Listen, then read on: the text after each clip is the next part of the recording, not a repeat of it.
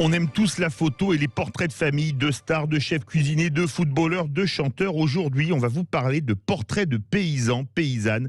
Non, ce n'est pas un calendrier type Les Dieux du Stade, mais le nom d'une campagne sérieuse et originale lancée par 5 organisations pour valoriser une autre politique agricole et alimentaire.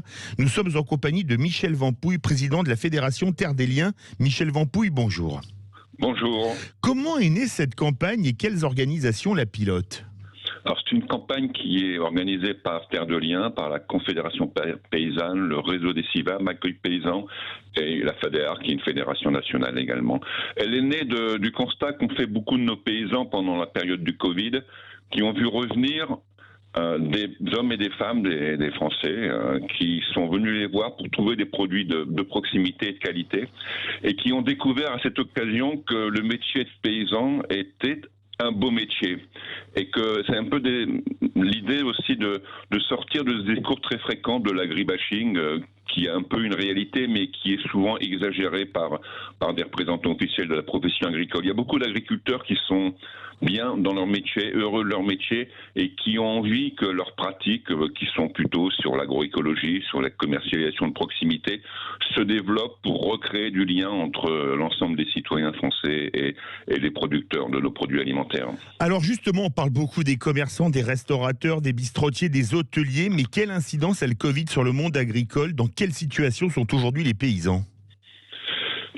Je disais, il y a un afflux de personnes chez nos producteurs, mais ce qu'on constate, c'est que on voit une augmentation forte de la demande des citoyens de produits agricoles de proximité et de qualité, et qu'aujourd'hui le monde agricole n'a pas globalement, n'a pas véritablement suffisamment engagé l'évolution des politiques agricoles pour offrir à ses consommateurs les produits qu'ils demandent, et que donc c'est un objectif qui est celui de la politique européenne, des politiques nationales, mais aussi de l'intervention de plus en plus fréquente des collectivités locales dans l'organisation des productions agricoles sur leur territoire, pour recréer ce lien, je dirais, entre les habitants, et souvent de plus en plus urbains, et puis les paysans qui sont, eux, des ruraux, évidemment. Alors cette campagne, c'est pour vous une façon de manifester en faisant ouvrir les yeux sur des conditions et une misère sociale, environnementale et sanitaire. Pouvez-vous nous parler de cette campagne plus en détail, de portraits de paysans et de paysannes ?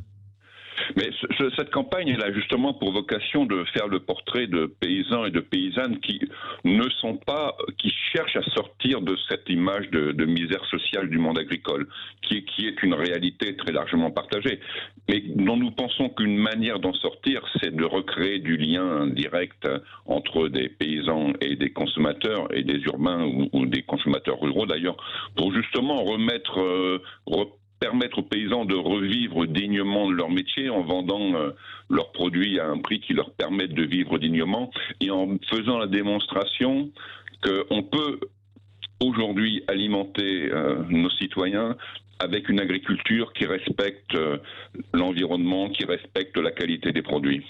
Justement, quels sont les enjeux de cette campagne ? En plus de ceci, c'est de retisser ce lien, parce que les portraits de ces paysans et de ces paysannes, ils sont très humains, on est très empathique quand on les voit. Mais c'est effectivement une des difficultés, de la profession agricole un peu conventionnelle, c'est qu'elle a perdu ce lien direct avec les consommateurs, qui souvent ne voient de la profession agricole que le gros tracteur qui épand des pesticides, l'image d'Épinal. Oui, l'image d'Épinal.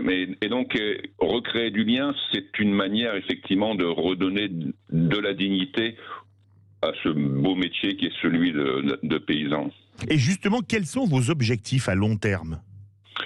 À long terme, c'est d'obtenir une évolution des politiques agricoles qui permettent de privilégier l'agriculture, l'agroécologie, et en ce qui concerne Terre de Liens, l'agriculture biologique, et de privilégier les commercialisations en circuit court, c'est-à-dire de sortir de la tendance à l'hyperspécialisation des régions agricoles. Mais oui, allez-y. Moi, je suis un francilien. En Île-de-France, 90% de l'agriculture est déjà une agriculture de grande culture, avec pratiquement aucun lien direct entre des producteurs et des produits et des populations qui sont autour. Et donc, c'est en remettant une diversité du monde agricole qu'on pourra répondre. Mais c'est aussi une manière de revitaliser les zones rurales. Remplacer, dans le fond, de très grosses exploitations qui vivent avec du machinisme par des hommes et des femmes qui sont présents sur les territoires, ça contribuera aussi à revitaliser les zones rurales, qui est aussi un enjeu extrêmement important de l'avenir de nos pays. Et est-ce que les agriculteurs ont peur de tous les accords de libre-échange qu'on a signés notamment avec le Mercosur, c'est-à-dire l'Amérique latine, Brésil, Argentine ou encore le Canada? Ce sont des accords qui sont... Pas franchement l'agriculture locale. Non, évidemment, et qui sont de toute façon des risques sur le climat et sur la biodiversité. Quand on importe d'Amérique du Sud ou de zones tropicales des quantités énormes de soja pour nourrir nos troupeaux, souvent OGM. Oui, et nous contribuerons au massacre de la forêt amazonienne, par exemple. Oui, ça c'est sûr. Donc, à la fois, ça déstructure nos productions locales, mais ça contribue à dégrader fortement la planète. Il nous reste 45 secondes. Si vous aviez un message à passer aux auditeurs de Sud Radio par rapport à nos agricultrices et nos agriculteurs.